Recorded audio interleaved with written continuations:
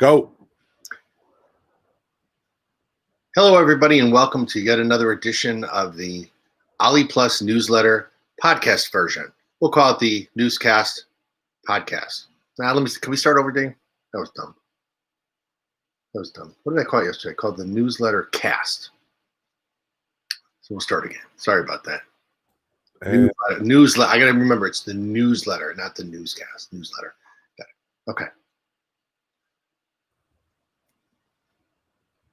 Hello, everybody, and welcome back to the ALEE Plus Newsletter Cast, edition 2 for me.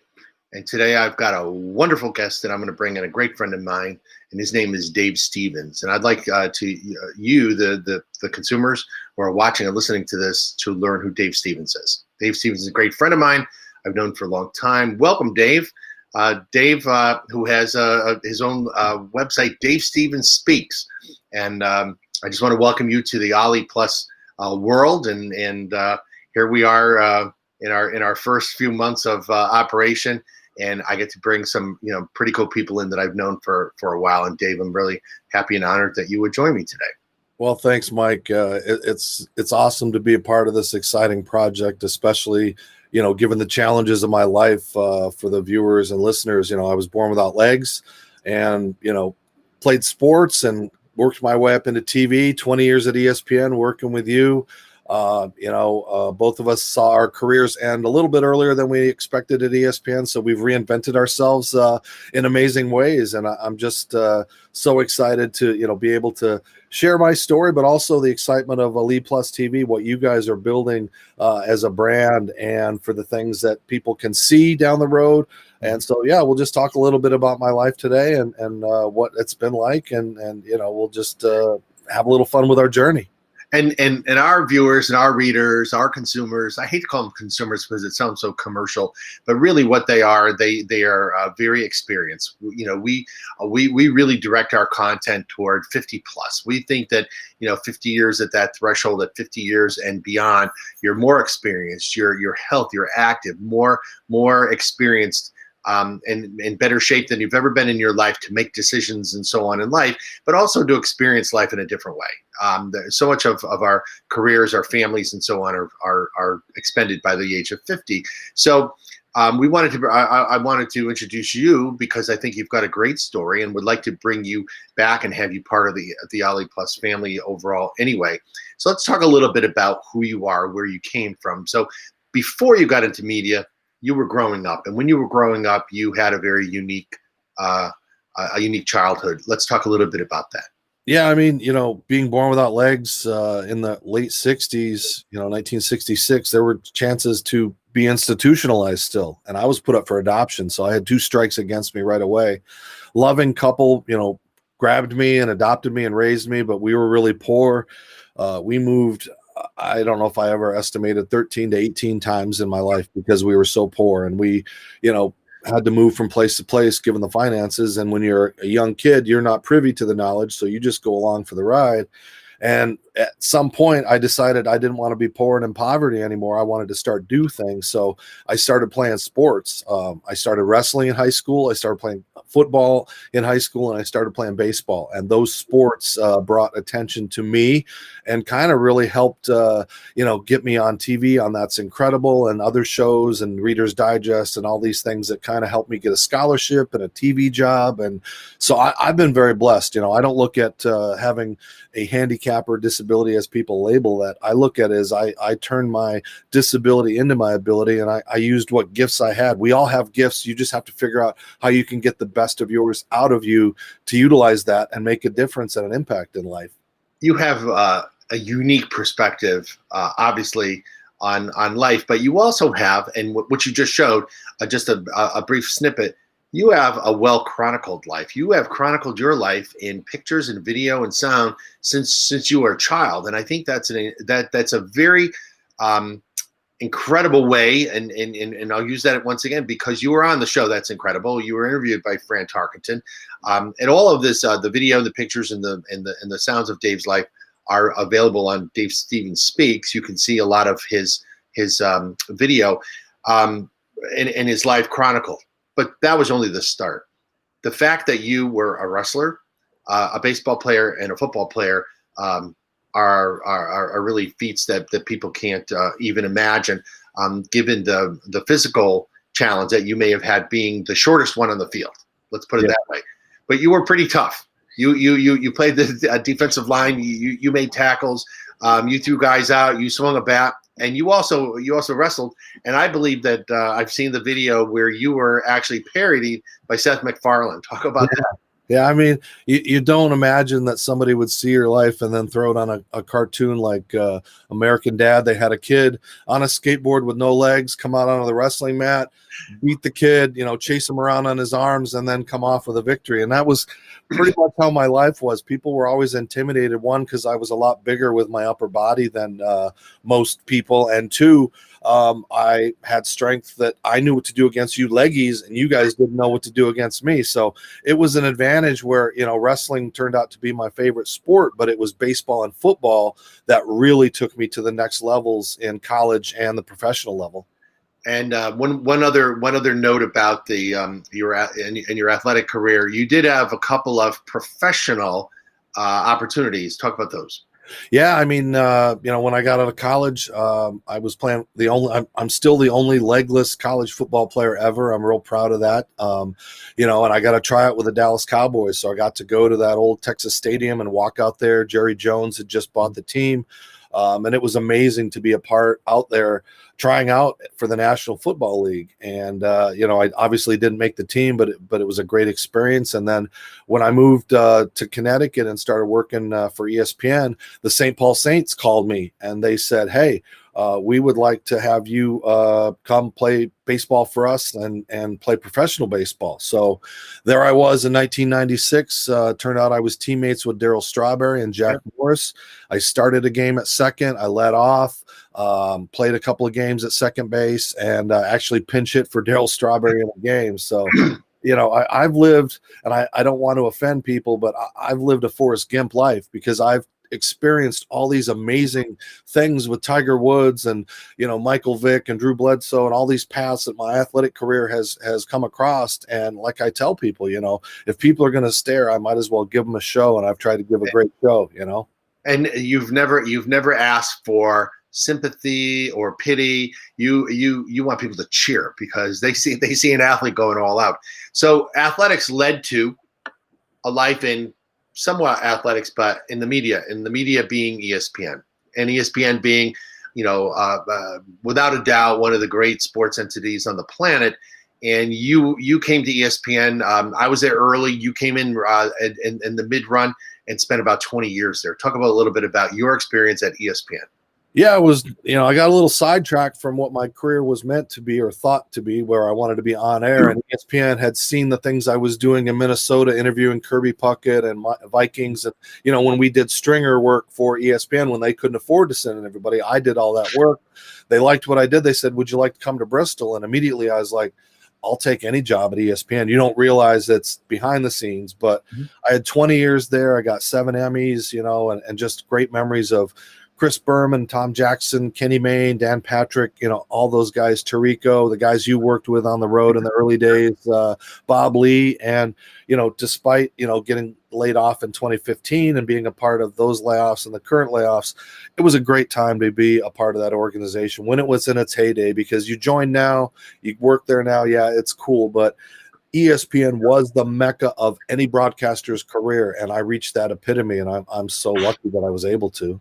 And you brought a cultural identity to ESPN as well. You helped in a lot of ways. And when we worked together, when you were working like on the assignment desk, you were actually helping to create the stories of the day, finding the stories of the day, and then facilitating the news gathering, the coverage, the tone, the message.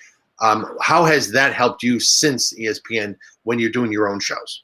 It really helped me because, you can't teach an old dog new tricks. And I've had to learn how to edit and create and produce and do camera switches and put on graphics and do all the things that, 3 or 4 people would do, and have that and be their full-time job. And, those 20 years that I learned everything behind the scenes and what goes into a story. And yes, the reporters are important and on-air people are important, but it, as you know, behind the scenes doesn't get done if there aren't you, Mike, and me, and all the people that were dealing with satellites and transmissions and credentials, and upsetting the Yankees and having to cover a game the next day, and all those things that you and I would have to deal with. So I'm very blessed, and because of that experience, it's helped me in my post career, with being able to now be a reporter for the Disability Channel and to do things, to interview Larry Fitzgerald and Gronk and Mahomes and Russell Wilson, and still see Boomer at events and things like that. The last 3 years of my life, you talk about life starting after 50, it just proves that you can experience a regrowth and a rejuvenation of your life, at 55 and older, because we still have a lot of good things in the tank that we still can provide people. And that's what ALEE Plus, it's a life ever evolving. And that's why I'm so excited to be a part of what you guys are doing to showcase that I'm 55 years old. And 2 weeks ago, I was tackling people at a football game and a flag football game. So, I can still do these things and show people that, life doesn't end if you get laid off. The COVID can't keep us down, and we can continue to go out there and showcase our talents at a golden age.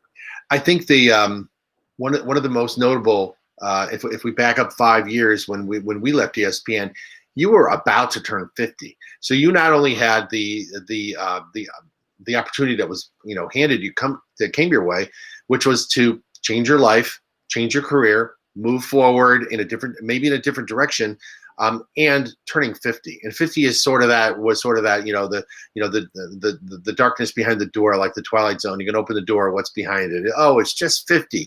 People used to think that was such a threshold to cross. But you went out on a speaking tour. You've done shows. You've kept up.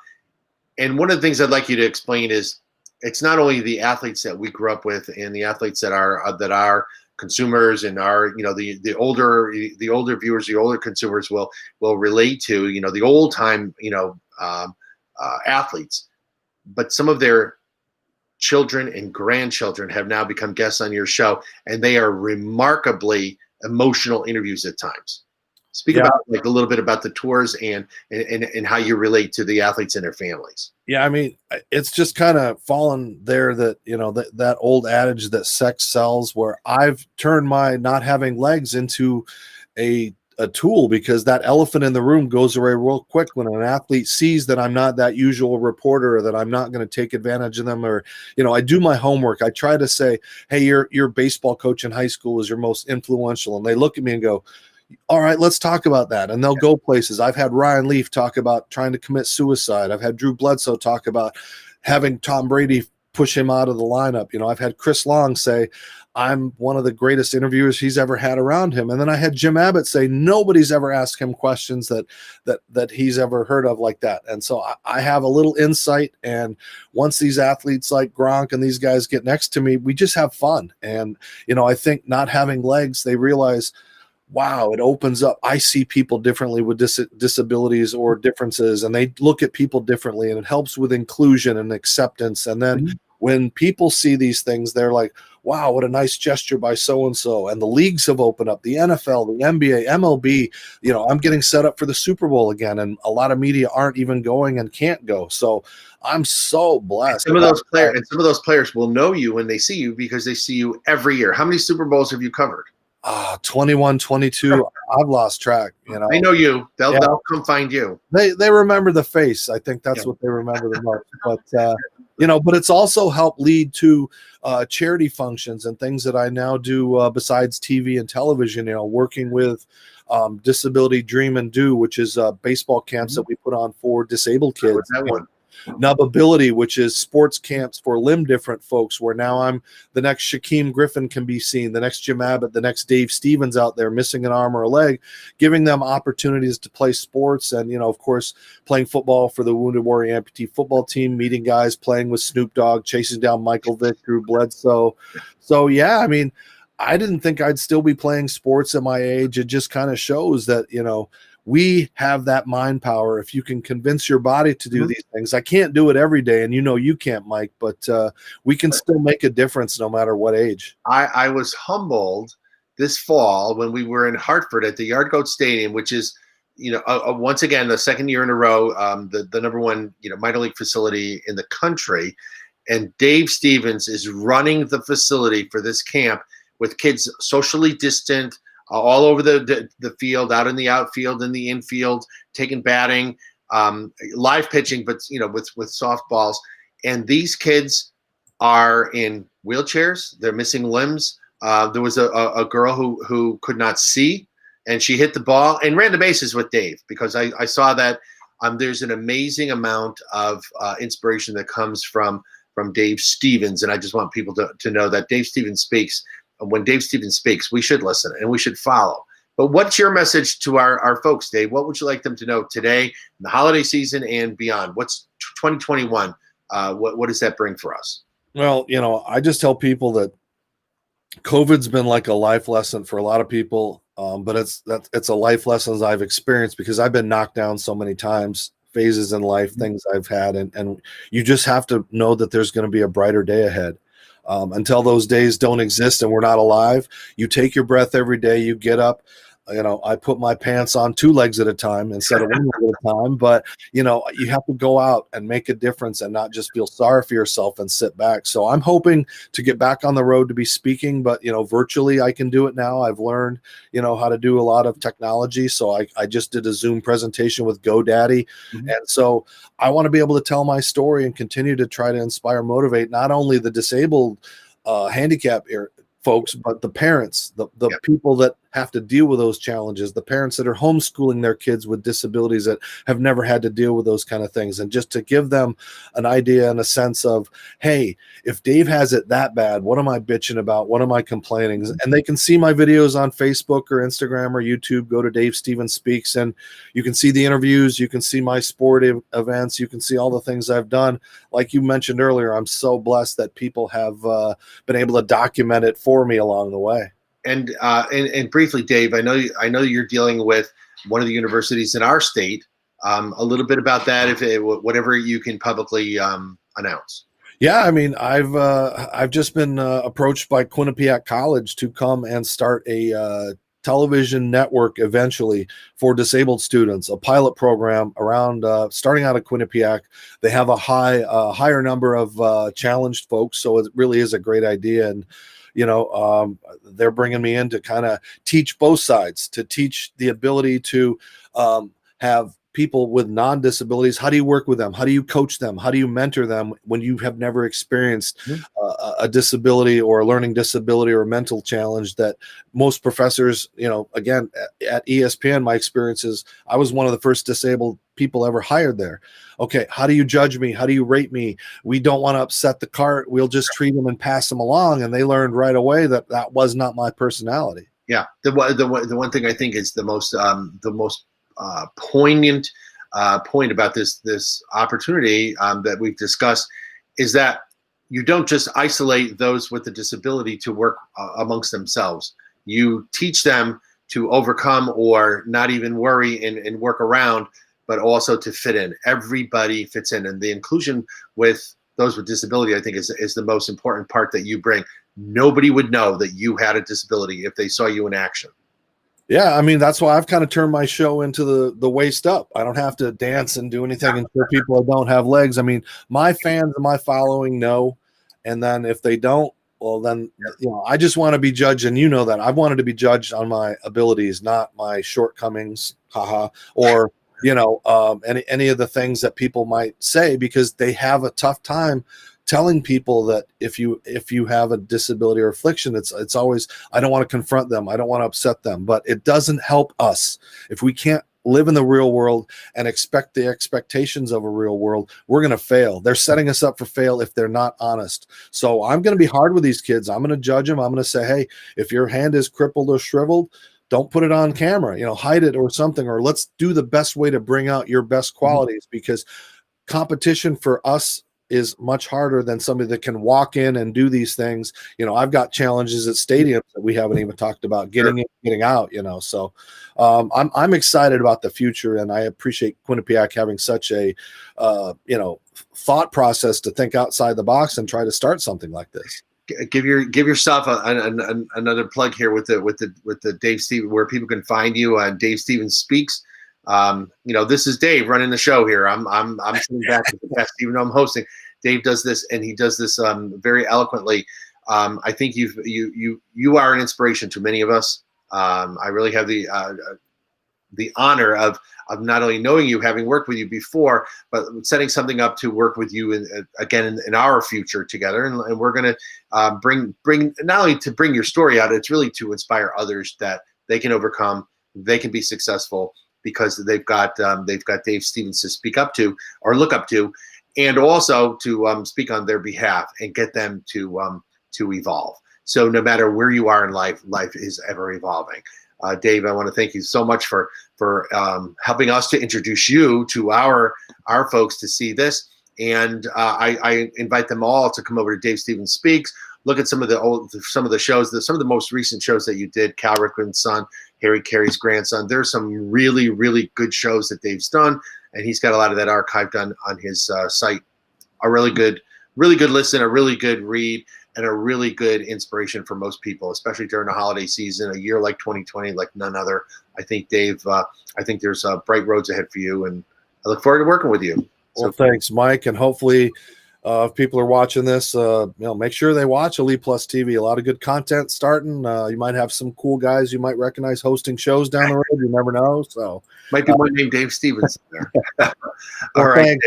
Appreciate it, my friend.